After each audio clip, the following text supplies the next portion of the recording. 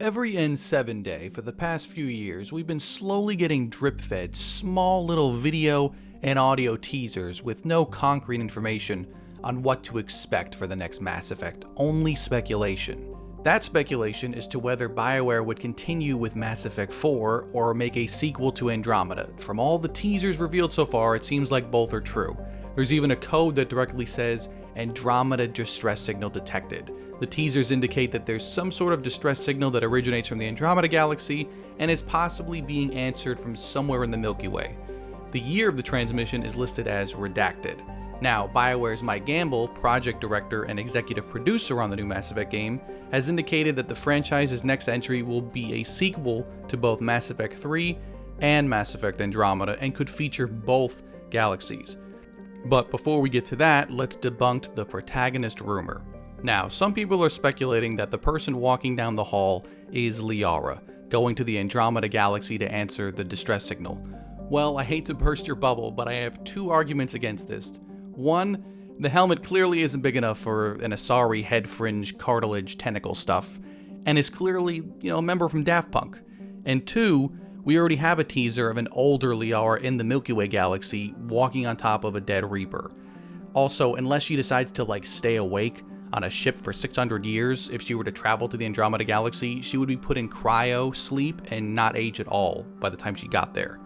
So, which ending will they make canon? I'd argue the dead Reaper in the trailer and the fact that it's the only ending Shepard lives would argue the destroy ending is canon, but some could argue that it's just a random dead Reaper that died during the war before Shepard made their Deus Ex Machina choice. There was also the picture showing a crater shaped exactly like a Geth, which also has nothing to do with the Andromeda Galaxy. Now, at the tail end of 2023's N7 Day, we might have the answer to this.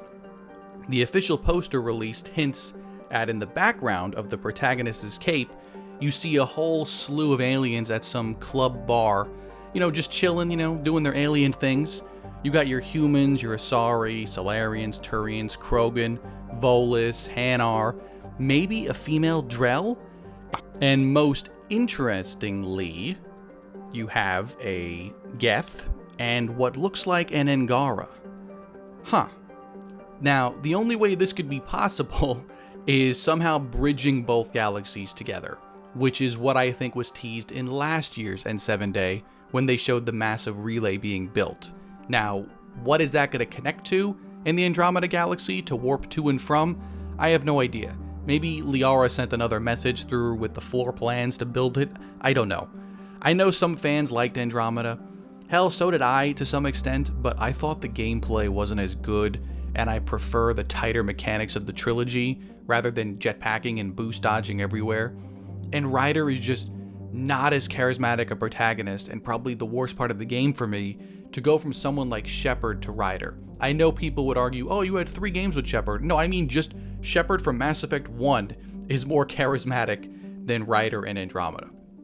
Someone who is more eagle-eyed than I will probably figure out what drink that human and Asari are having or what shoes the protagonist is wearing, but alas, 'tis not I. I love Mass Effect. It's my favorite video game franchise of all time, and I can use any excuse I can find just to talk and show my love for it.